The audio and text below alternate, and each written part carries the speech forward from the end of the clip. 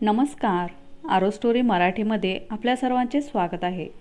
आज आपण ऐकणार आहोत एक प्रेमकथा, अनुराधा. आज आमच्या लग्नाचा 25वा वाढदिवस. सगळे खूप आनंदात आहेत. आज काय करू आणि काय नको असं सुरू होतं सर्वांचं. पण माझं मन मात्र तिला आठवत होतं. परत एकदा तिच्या आठवणीत रमत होतं. आता माझा कमनशिबीपणा म्हणा किंवा मी त्यावेळी केलेली चूक, त्यामुळे आज ती माझ्या आयुष्यात नाही. लग्नाचा प्रत्येक वाढदिवस साजरा करताना मनात कुठेतरी तिची उणीव भासत राहते. मन सतत टोचण्या देत राहतं. आपण केलेल्या चुकीची जाणीव करून देत राहतं. पण मी तरी काय करू? नव्हतं कळत मला त्यावेळी कसं वागू ते. द्विधा मनस्थितीमध्ये अडकलो होतो मी. मन बुद्धी दोन्ही हातबल झाल्या होत्या तेव्हा. आत्तापर्यंत तिला विसरण्याचा खूप प्रयत्न केला मी. पण मनाच्या एका खोल कोपऱ्यात आजही ती आहे आणि प्रेमाची जाणीव देखील करून देत आहे. कुठेतरी खोल, अगदी दूर ती असली तरी मन मात्र तिळतिळ तुटतं तिच्यासाठी. अहो बाबा, कुठे हरवला आहात तुम्ही? केक कापायचा आहे ना? चला लवकर, आई वाट पाहत आहे तुमची. आणि बाबा, सतत का तुम्ही तुमच्या विश्वात हरवत असता हो? काही नाही ग, आलोच मी फ्रेश होऊन, तू हो पुढे. असं म्हणून मी माझ्या मुलीला अणूला हॉलमध्ये पाठवून दिलं. अणू तिच्याच नावावरून तर नाव ठेवलं होतं तिचं, तिची आठवण म्हणून. चला तयार होऊन बाहेर जाऊयात, नाहीतर परत कोणीतरी येईल बोलवायला. काय मग प्रोफेसर विद्याधर साखरदांडे, काय म्हणताय मग? काय रे तू पण, विद्या म्हण की मला. हे काय विद्याधर? हो रे, मस्करी केली तुझी. बरं, अरेंजमेंट मात्र मस्त केली आहे तुझ्या मुलाने. हो रे, मुलांची हौस. ते म्हणाले यावर्षी तुमचा 25वा वाढदिवस आहे लग्नाचा, जरा मोठा करू. मग म्हटलं ठीक आहे, त्यांची कशाला हौस मारायची ना. हो रे, ते पण खरंच आहे. आपल्या वेळी कुठे होतं असं? आई वडील जे म्हणायचे तेच आपण करायचो, हो की नाही? का रे, काय झालं? चेहरा वेगळाच दिसतोय तुझा. काही झाले आहे का? काही नाही रे, तुला आपला असंच वाटत असेल, सोड ते. सागर माझा जिवलग मित्र. माझ्या आयुष्यातल्या चांगल्या वाईट गोष्टी घडताना तो नेहमी सोबत असायचा, साथ द्यायचा मला. माझी परिस्थिती काय आहे हे त्याला न सांगता पण कळून जायचं. होताच तो माझा जिगरी यार. माझ्या चेहऱ्याकडे पाहून कळायचं त्याला मी बरा आहे की नाही ते. त्यावेळीसुद्धा तो माझ्यासोबत होता. त्या परिस्थितीतून मला सावरायला त्यानेच तर मदत केली होती. मी प्रोफेसर विद्याधर साखरदांडे, पुण्यामधील एका नामांकित कॉलेजमध्ये गणित विषय शिकवतो. विद्यार्थ्यांच्या मते मी त्यांचा आवडता प्रोफेसर, पण ते खरंच का ते मात्र माहीत नाही मला. तरुण वयात माझ्या विद्यार्थिनी माझ्याभोवती पिंगा घालायच्या. होतोच तसा मी, राजबिंडा, उंचपुरा, गोरा शरीरयष्टीला नेटका, बोलण्याने समोरच्यावर भुरळ पाडणारा, समोरच्याला मोहित करून घेणारा. माझे कलिग तर मला कृष्ण म्हणायचे. पण हो, हे कौतुक मी नाही हा करत, माझ्या आजूबाजूचे लोक करतात. मी आपलं सांगितलं फक्त. वयाच्या 28व्या वर्षीच त्या कॉलेजमध्ये नोकरी मिळवली आणि मी आजपर्यंत त्याच कॉलेजमध्ये टिकून आहे. हे फक्त विद्यार्थ्यांच्या प्रेमामुळे. योग्य वयात योग्य गोष्टी झाल्या पाहिजेत असं होणाऱ्या काळात होतो मी. त्याचप्रमाणे योग्य वयात लग्न झालं पाहिजे यासाठी माझे आईवडील माझ्या मागे लागले होते. त्यांची तरी चूक कुठे होती? त्यांना त्यांच्या डोळ्यासमोर त्यांच्या मुलाचा सुखी संसार पाहायचा होता. आणि हीच तर प्रत्येक आईवडिलांची इच्छा असते, हो ना? तशीच इच्छा त्यांची पण होती. त्याजोगे त्यांनी स्थळे पाहायला पण सुरुवात केली होती. अनेक स्थळे मी या ना त्या कारणाने नाकारत होतो. सगळी स्थळे छान असून पण माझ्या मनात येत नव्हती. का ते कोण जाणे, पण नव्हतं वाटत जीवनाचा जोडीदार तीही असेल म्हणून. माझ्या सततच्या नकारामुळे माझ्या आईवडीलसुद्धा खूप कंटाळे होते आता. पण तरीही त्यांनी वधू पाहणं थांबवलं नव्हतं. ते पण तितकेच हट्टी होते याबाबतीत. अशातच आम्ही सर्वजण एका दूरच्या नातेवाईकांच्या मुलाच्या लग्नाला गेलो होतो. आता खूप दूरच्या का, तर तिथे तरी चांगली मुलगी मिळेल म्हणून. आणि झालेही तसेच. पुण्याहून 15-16 तास प्रवास करून शिरसगावला पोचलो. तसं ते आडगावच, पण निसर्गाने त्या गावावर दैवी कृपा केली होती. इतके ते सुंदर गाव होते. बरेच जण फिरायला म्हणून त्या गावात येत असत. गावाच्या एका बाजूला यू आकारात असणारी नदी त्या गावाची शोभा वाढवत होती. त्या नदीमध्ये रंगीबिरंगी फुललेली कमळाची फुले तर लक्ष वेधून घेत होती. त्यातच मुक्तपणे खेळणारी बागडणारी बदके तर सुरेखच. त्या नदीपाशी थोडा वेळ घालवला की एक अद्भुत शांती लाभत होती मनाला. एक वेगळीच प्रसन्नता मनाला शिवून जात होती.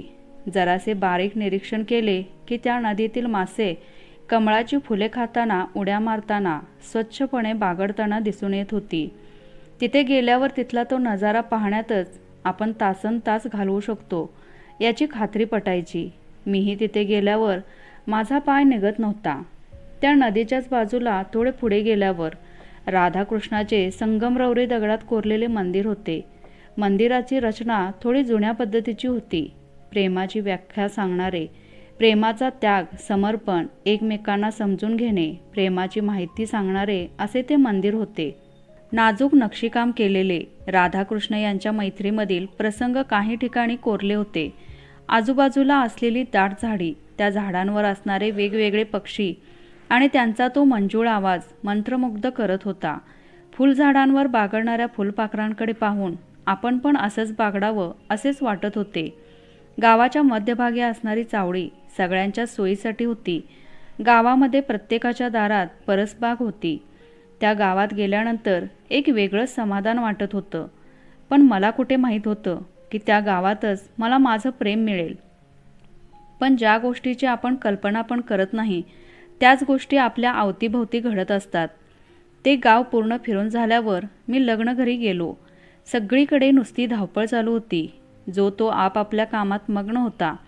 लग्नसुद्धा थाटामाटात पार पडलं आणि त्याच लग्नात मला माझी स्वप्नसुंदरी दिसली. पाहता क्षणी मला मोहित करणारी ती मोहिनी होती, जशी मी माझ्या स्वप्नात पाहिली होती. मोरपंखी रंगाची साडी, त्यावर मोरांचे नाजूक नक्षीकाम, कानात मोठाले झुमके, कपाळावर चंद्रकोर, गळ्यात ठुशी, हातात किणकिणणाऱ्या हिरव्या बांगड्या, मागे घट्ट बांधलेला आंबाडा, त्यावर माळलेला मोगऱ्याचा गजरा, गोरीपाण काया अशी ती. आवाज अगदी गोड नाजूक असा. हसताना ती किती गोड दिसत होती. तिला पाहता क्षणी माझ्या मनाने ग्वाही दिली की हीच ती जिची मी वाट पाहत होतो. हीच ती माझी स्वप्नसुंदरी. तिला पाहता क्षणी मी तिच्या प्रेमात पडलो होतो. तिथेच ठरवलं होतं की लग्न करेन तर या मुलीशीच. पण बोलायचं कसं आणि कोणाला हे मात्र कळत नव्हतं. लग्न आटोपल्यानंतर आम्ही सर्वजण घरी निघून आलो. घरी आल्यानंतर आईचा परत तोच विषय सुरू झाला होता. इतक्या लांब गेलो तरी याने नाही सांगितलं कोणी आवडले की नाही ते. काय करावं आता या मुलाचं. आई आज जास्तच वैतागली होती माझ्यावर. पण मला ती आवडली होती जिचं नावसुद्धा माहीत नव्हतं. योगायोगाने काहीच दिवसात मला एक स्थळ सांगून आले. मी आताही नाहीच म्हणत होतो. पण शेवटचं म्हणून मी त्या मुलीचा फोटो पाहिला आणि आनंद गगनात मावत नव्हता. माझ्या आईला मी होकार देऊन टाकला आणि तेव्हाच सांगितलं मी तिला पाहिलं आहे लग्नात आणि ती तेव्हाच आवडली होती मला. पण तुला कसं सांगू हे कळत नव्हतं. ना नाव माहीत होतं ना अजून काही. मग कसं बोलणार तुझ्याशी. अनुराधा कारखानेस नाव तिचं. माझी अणू, माझी स्वप्नसुंदरी, जिच्यासाठी मी एवढे दिवस थांबलो होतो. ती माझी स्वप्नसुंदरी अणू. पाणीदार मोठाले डोळे, नाजूक गुलाबी ओठ, धारदार सरळ नाक आणि कोरीव भुवया, लांब सडक दाट केस तिच्या सौंदर्यात चार चांद लावत होते. एका नजरेतच घायाळ करणारी ती मोहिनी होती जिने मला घायाळ केलं होतं. तिचा फोटो पाहिल्यापासून मी तिचाच विचार करत होतो. ती कधी माझी होईल याची वाट पाहत होतो. आईने तिच्या घरी माझ्याविषयी विचारणा केली होती आणि न बघता न भेटता आमचं लग्न थोरा मोठ्याने ठरवलं पण होतं. पण तिच्या मनात काय चालू आहे, तिला मी आवडतो की नाही हे विचारण्याची सोय पण नव्हती. लग्नाच्या दिवसापर्यंत आम्ही कधीच समोरासमोर भेटलो नव्हतो. लग्न ठरल्यापासून पुढे 15 दिवसातच आमचं लग्न होतं. लग्न होईपर्यंत जळीस्थळी पाषाणी फक्त आणि फक्त तिचाच मुखडा दिसत होता मला. सतत ती आपल्या अवतीभोवती आहे याचा भास होत होता. नकळतपणे मी तिच्याकडे आकर्षित झालो होतो. झोपेत पण तीच दिसत होती. घरातले तर एक संधी सोडत नव्हते मला चिडवायला आणि मलाही ते सारं आवडत होतं. पहिल्यांदाच इतका उतावीळ झालो होतो मी. लग्न शिरसगावला होतं तिच्या घरी. लग्नाची धामधूम सुरू होती. नुसता गोंधळ सुरू होता. लग्नाच्या 2 दिवस आधी आम्ही सर्व शिरसगावला पोचलो. तिथे पण मी तिला शोधत होतो, पण ती मला दिसलीच नाही. फक्त एकदा ती दिसावी म्हणून तडपडत होतो मी, पण कोणालाच ही माझी तडपड दिसून येत नव्हती. लग्नाच्या त्या धामधुमीत मग मी पण रमलो. तो प्रत्येक क्षण मी मनापासून जगत होतो. ती आपलीच आहे ही भावनाच खूप सुखावत होती मला. आमच्या दोघांचा सुखी संसार आता मी उघड्या डोळ्याने बघत होतो. कदाचित मला वेड लागले असेल असेच वाटत होते सर्वांना, पण ती वेळच तशी होती की मी पूर्णपणे गुंतलो होतो तिच्यात. त्या क्षणाची मी आतुरतेने वाट पाहत होतो, जेव्हा ती माझी कायमची सहचारिणी म्हणून माझ्या आयुष्यात प्रवेश करणार होती. शेवटी तो दिवस उजाडलाच, जेव्हा मी तिला समोर पाहणार होतो, माझी जीवनाची सहचारिणी म्हणून. लग्न मंडपात सर्व नातेवाईक जमले होते. मंडप तर राधाकृष्णाच्या मंदिरासमोर होता. आज मला माझं प्रेम भेटणार होतं. सुंदर नदीकाठी तो मंडप टाकला होता. आजूबाजूला आकर्षक फुलांची केलेली मांडणी मन प्रसन्न करत होती. नदीवरून येणारी थंड हवेची झुळूक अंगावर शहारा आणत होती.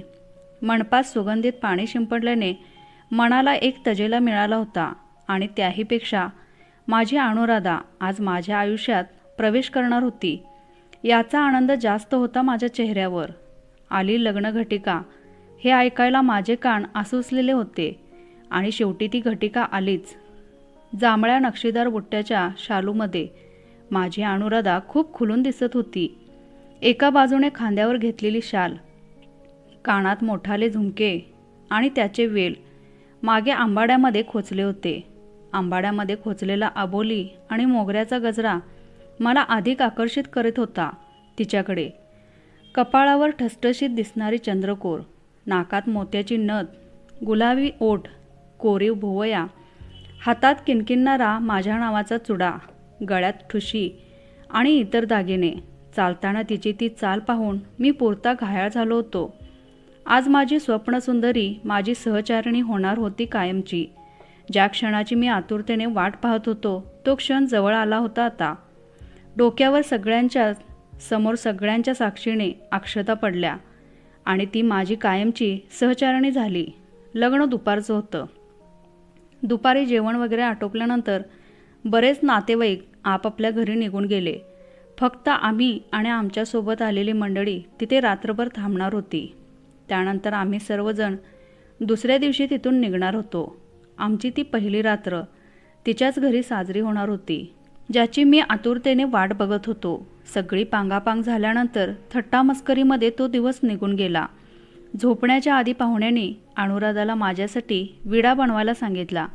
तिने अगदी मन लावून माझ्यासाठी विडा बनवला आणि अगदी हळूहळू चालत हातात पदराचा काठ एका बाजूने पकडत माझ्याकडे येत होती. ती जसजशी माझ्याकडे येत होती तसतशी माझ्या हृदयाची धडधड वाढत चालली होती. तिचा विडा घेतलेला हात माझ्या तोंडाकडे आला. मी मात्र तिलाच पाहत होतो. एक टक तिच्या नजरेने मला पुरते घायाळ केले होते, पण त्याच नजरेत एकाएकी मला बदल दिसला. तिच्या चेहऱ्यावरचे हावभाव काही वेगळे दिसले. काय होत आहे हे कळण्याआधीच ती माझ्या अंगावर कोसळली. मी जोरात ओरडलो, अनुराधा काय झालं म्हणून. पण ती पूर्ण बेशुद्ध झाली होती. तिची दातखिळी बसली होती. डोळे पांढरे झाले होते. तिचे शरीर पूर्ण थरथर कापत होते. ओठांच्या कड्यांमधून पांढरा फेस बाहेर पडत होता. तिला या अवस्थेत बघून माझीच दातखिळी बसली होती. काय करावे आणि काय करू नये या अवस्थेत मी तिथेच बसून होतो. तिची आई तिला आपल्या मांडीवर घेऊन बसली होती. औषधे आणून दिली गेली तिला, पण आजूबाजूला चाललेली कुजबूज कानात तेल ओतावी अशी वाटत होती. मुलीला हा असा आजार आहे म्हणून तर आत्तापर्यंत तिचं लग्न ठरत नव्हतं, आणि ठरलं तरी ते मोडत होतं. सोन्यासारखी पोर तरी फक्त या आजाराने खितपत पडली होती घरात. देव देताना पण काहीतरी कमतरता देतो. कसं होणार आता या मुलीचं. हळूहळू आवाजात चालणारी ही कुजबूज मनात विचित्र वादळ उभे करत होती. आणि त्याचवेळी रागारागात निघून गेलेले माझे वडीलसुद्धा माझ्या नजरेतून सुटले नव्हते. तडक त्यांच्या मागे आईला जाताना सुद्धा मी पाहिलं होतं. मी तिथे बसून काय करणार म्हणून मीही तिथून निघून गेलो. माझ्या अणूला सोडून माझी सगळी स्वप्ने आकांक्षा मातीत मिसळली गेली होती. मन तिळतिळ तुटत होतं तिच्यासाठी, पण काय करावं हे मात्र कळत नव्हतं. अनुराधेच्या वडिलांनी भरभक्कम हुंडा देऊन मुलीला माझ्या गळ्यात बांधलं होतं. अशीच कुजबूज लोकांमध्ये सुरू होती. शेवटी पैसा बोलतो, पैसा असला की सगळं चालतं, हे त्यांचं बोलणं मला खूप खोलवर जखमा देत होतं. आपली फसवणूक झाली आहे हे माझं मन स्वीकारायला तयार होत नव्हतं. पण त्याचवेळी माझ्या डोळ्यासमोर माझी निरागस अनुराधा येत होती. या सगळ्या गोष्टीत तिची काय चूक? तिने काय केलं होतं ज्याची तिला एवढी मोठी शिक्षा मिळाली होती? सतत तिच्याकडे माझं मन धाव घेत होतं. तिचं डोकं मांडीवर घेऊन मला बसायचं होतं. तिच्या डोक्यावरून हात फिरवायचा होता. तिला सांगायचं होतं, माझं खूप प्रेम आहे तुझ्यावर, मी देईन तुला आयुष्यभर साथ, तू जशी आहेस तशी हवी आहेस मला. मला नाही फरक पडत तुला काय त्रास आहे याचा, मला नाही फरक पडत लोक काय म्हणतात याचा, मला फक्त तू हवी आहेस हेच सांगायचं होतं मला. पण माझं दुसरं मन या सगळ्या गोष्टी करण्यापासून कुठेतरी रोखत होतं. काय करावे आणि काय करू नये या द्विधा मनस्थितीमध्ये अडकलो होतो मी. पूर्ण रात्र तळमळत काढली मी. हा प्रसंग घडल्यानंतर बाहेर बघायलाही गेलो नाही मी अनुराधा कशी आहे ते. इतका स्वार्थी झालो होतो मी त्यावेळी. सकाळी सकाळी दारावर पडलेल्या धापेमुळे मला जाग आली तर कोणीतरी जोरजोरात दार बडवत होतं.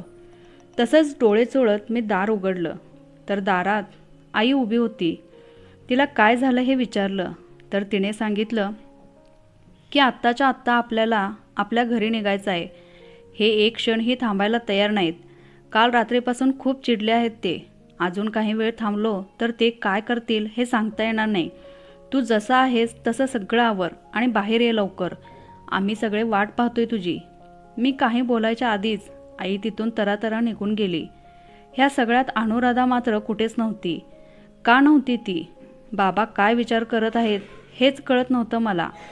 माझ्या अणूचा विचार करून माझं डोकं सुन्न झालं होतं. काय करावं हेच समजत नव्हतं मला त्यावेळी. तसंच लवकर आवरून मी बाहेर आलो तर अनुराधाच्या वडिलांचा आणि माझ्या बाबांचं बोलणं चालू होतं. कृपा करून माझ्या मुलीला पदरात घ्या, असं अर्धवट सोडून नका जाऊ तिला. आता ती तुमच्या घरची लक्ष्मी आहे, तुमची सून आहे. माझ्या चुकीची शिक्षा तुम्ही तिला नका देऊ, मी विनंती करतो. पण माझ्यामुळे तिला सोडून नका जाऊ. हे सगळं करायच्या आधी तुम्ही थोडा विचार करायला हवा होता. अशी आजारीपोर तुम्ही आमच्या माती मारत होता.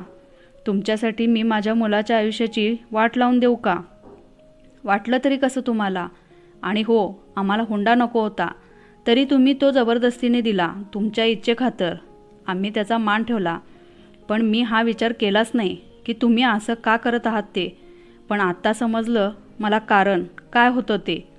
अहो असं नका हो बोलू. आत्तापर्यंत खूप स्थळं बघितली तिच्यासाठी, पण प्रत्येक वेळी या कारणासाठी तिचे लग्न मोडत गेले. माझी सोन्यासारखी पोर यासाठी घरी बसणं मला मान्य नव्हतं. माझ्या मुलीच्या आनंदासाठी सगळं केलं मी. कृपा करून तिला पदरात घ्या.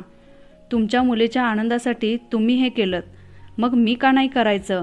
माझ्या मुलाचा विचार बोला. का आयुष्यभर सहन करायचं का हे सगळं? अहो खरंच माझ्यावर विश्वास ठेवा. मला तुम्हाला फसवायचं नव्हतं, सगळं खरं सांगायचं होतं. पण काय करू, हिंमत नाही झाली माझी. माझ्या मुलीच्या आनंदासाठी केलं मी हे सारं. आणि डॉक्टर पण म्हणाले आहेत की लग्नानंतर हा त्रास कमी होईल म्हणून मी हा निर्णय घेतला तुम्हाला काही न सांगण्याचा. पण तुम्ही एकदा डॉक्टरांवर विश्वास ठेवून बघा ना. पण माझ्यामुळे नका सोडून जाऊ तिला. पाया पडतो मी तुमच्या. म्हणून काय आम्ही विषयाची परीक्षा घ्यायची का? आम्ही आत्ताच्या आत्ता निघणार आहोत. तुम्ही जी फसवणूक केली आहे त्यामुळे आम्ही तुमच्यासमोर कधी येणार नाही, एवढे मात्र लक्षात ठेवा तुम्ही. असं म्हणत बाबा तिथून तरातरा निघून गेले. अनुराधाच्या वडिलांचे बोलणे माझ्या मनाला खूप टोचण्यात येत होतं. मन सांगत होतं की एकदा डॉक्टरांवर विश्वास ठेवायला का हरकत आहे. पण बाबांसमोर काहीच बोलायची हिंमत नाही झाली माझी. अनुराधासुद्धा माझ्याकडे आशेने बघत होती, पण मी तिच्या नजरेला नजर भिडवू शकत नव्हतो. कसं तिच्या नजरेला नजर देऊ? माझंच मन स्थिर नव्हतं.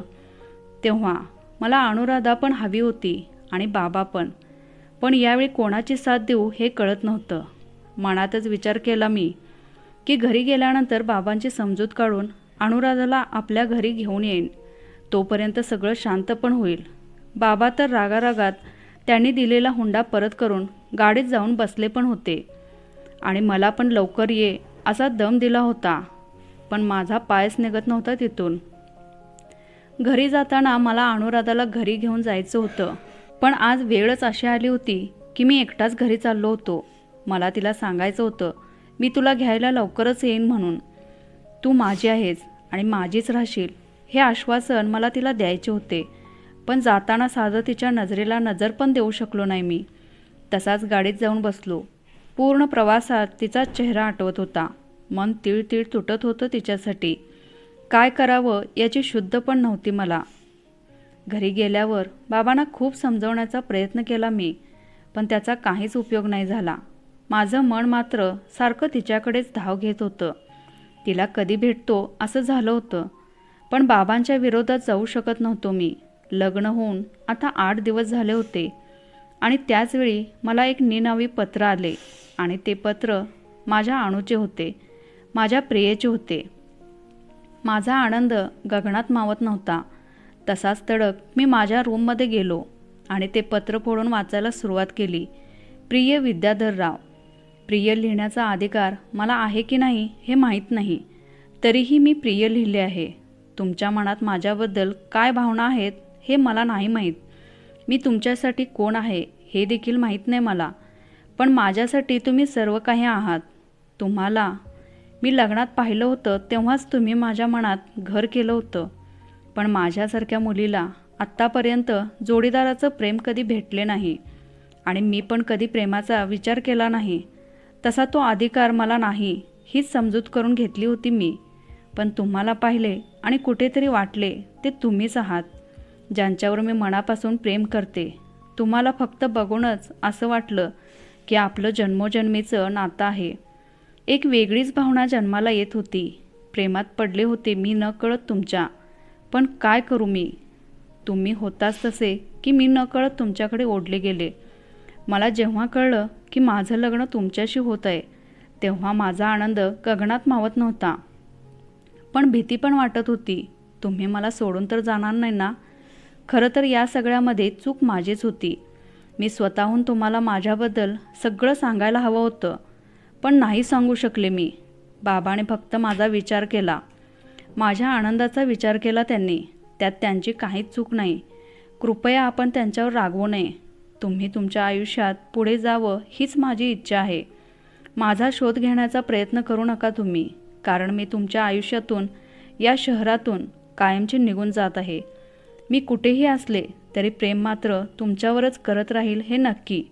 तुमची सौ तर नाही, पण तरीही तुमची अणूने असं का पत्र लिहिलं आहे मला? अनुराधा स्वतःला का त्रास करून घेत आहे? मला ती हवी आहे, माझी सहचारणी म्हणून. मला तुला सांगायलाच हवं आता, मी नाही राहू शकत तुझ्याशिवाय. मला तुला भेटायचं आहे काही करून. हे पत्र वाचून माझं डोकं बधीर झालं होतं. ती का असं करते? एकदाही तिला मला विचारावंसं नाही वाटलं की मला काय वाटतं ते. त्या दिवशी मी पूर्ण कोसळून गेलो होतो. तडक मी तिच्या गावाला निघालो तिला आणायला. आज मला माझी अनुराधा भेटणार होती, माझं प्रेम भेटणार होतं. मी आज सगळं तिला सांगणार होतो की माझं किती प्रेम आहे तिच्यावर. मी नाही राहू शकत आता तिच्याशिवाय, आणि आता तिलाही शिक्षा भोगू देणार नाही मी.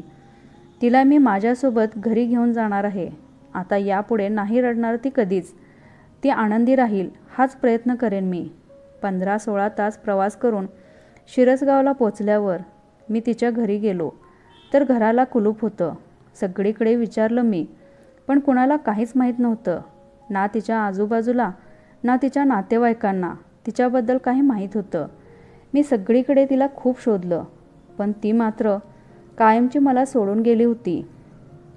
पूर्णपणे कोलमडून गेलो होतो मी. काय करावे आणि काय करू नये हे कळत नव्हतं मला. सावरता पण येत नव्हतं मला, पण तरीही आईबाबांसाठी सावरलं मी स्वतःला. माझ्या आयुष्यात एक पोकळी तयार करून गेली होती अणू, कायमची. खूप शोधण्याचा प्रयत्न केला मी तिला, पण ती कुठे आहे हे कळलेच नाही कधी. तिच्यापर्यंत जाण्याचे सगळे मार्ग बंद करून टाकले होते तिने. मी मात्र तिच्या आठवणीत जगत होतो. असा एक क्षण नाही जेव्हा मला तिची आठवण नाही आली. आता या घटनेला 3 वर्ष पूर्ण झाली, तरीही मी तिला विसरू शकलो नाही. ती माझ्यासोबत आहे हाच भास होतो मला, परत एकदा माझ्या घरी माझ्या लग्नाची बोलणी सुरू झाली होती. पण मला अनुराधा सोडून दुसरी कोणी नको होती आयुष्यात. पण आईवडिलांच्या हट्टापुढे मी नतमस्तक झालो आणि शेवटी त्यांनी सर्व चौकशी करून माझं लग्न सरिताशी करून दिलं. सरिता देखील 4 चौघींमध्ये उठून दिसायची. तिला नावे ठेवावीत अशी एक पण गोष्ट नव्हती. प्रत्येक गोष्टी ती सरस होती आणि मुख्य म्हणजे आईबाबांनी पूर्ण चौकशी करून तिचं आणि माझं लग्न जमवलं होतं. आमचं लग्न मोठ्या थाटामाटात पार पडलं. लग्नाच्या रात्रीची मी 3 वर्षांपूर्वी वाट पाहत होतो. ती रात्र परत एकदा माझ्या आयुष्यात आली होती. पण यावेळी माझ्यासमोर अनुराधा नाही तर सरिता उभी होती. पण मला मात्र माझी अनुराधा समोर दिसत होती. मी सतत सरितामध्ये माझ्या अनुराधेला शोधत होतो, पण ती सरिता होती. सरिता हळूच माझ्या बाहुपाशात सामावली, पण तरीही तिथे मला अनुराधेचा भास होत होता. काल रात्री मला माझ्या स्वप्नात अनुराधा दिसत होती. ती माझ्या खूप जवळ येऊन माझ्यापासून खूप लांब चालली होती. खूप खूप लांब. तिथून ती परत येणार नव्हती कधीच. तिची सावली हळूहळू लांब दूरवर कुठेतरी गायब झाली आणि मी मात्र घामाने चिंब भिजलो होतो. थरथर कापत जोरात अनुराधा म्हणून ओरडत होतो. माझ्या त्या आवाजाने माझ्या शेजारी झोपलेल्या सरिताला जाग आली.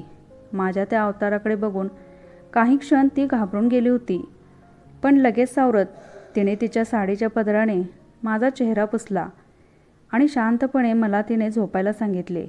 पूर्ण रात्र मी तिच्या मांडीवर डोके ठेवून झोपी गेलो होतो. दुसऱ्या दिवशीची सकाळ पण थोडीशी आळसवल्यागत गेली. चहा वगैरे उरकून मी पेपर हातात घेतला. मला तोपर्यंत माहीत नव्हतं, जोपर्यंत मी पेपर वाचला नाही. पेपर वाचला आणि मला कळलं की माझ्यावर कोणीतरी खूप प्रेम करत आहे. तिच्यासाठी मी तिचं सर्वस्व होतो, आयुष्य होतो. तिने मला दिलेले वचन शेवटपर्यंत निभावलं होतं आणि आता मी मात्र पश्चातापाच्या आगीत होरपळून निघत होतो. आज 25 वर्ष झाली या गोष्टीला, तरी पण मी हे विसरू शकत नाही, ज्यात माझी पण चूक होती आणि त्या चुकीची शिक्षा मात्र माझ्या अनुने भोगली होती. पेपर वाचल्यानंतर माझी शुद्ध हरपली होती. पेपरमध्ये छापून आलेली बातमी माझ्या लग्नाच्या दिवशीची होती. लखनौमध्ये एका तरुणीने स्वतःच्या आजाराला कंटाळून आत्महत्या केली आहे आणि तिचं नाव अनुराधा कारखानीस होतं. माझी अनु मला कायमची सोडून गेली होती, परत कधीही न येण्यासाठी. तर मित्रमैत्रिणींनो, आजची कथा कशी वाटली ते कमेंट्सद्वारे नक्की कळवा. कथा आवडल्यास लाईक शेअर करा आणि अशाच आणखीन कथा ऐकण्यासाठी चॅनेलला सबस्क्राईब करा. कथा पूर्ण ऐकल्याबद्दल आणि वाचल्याबद्दल धन्यवाद.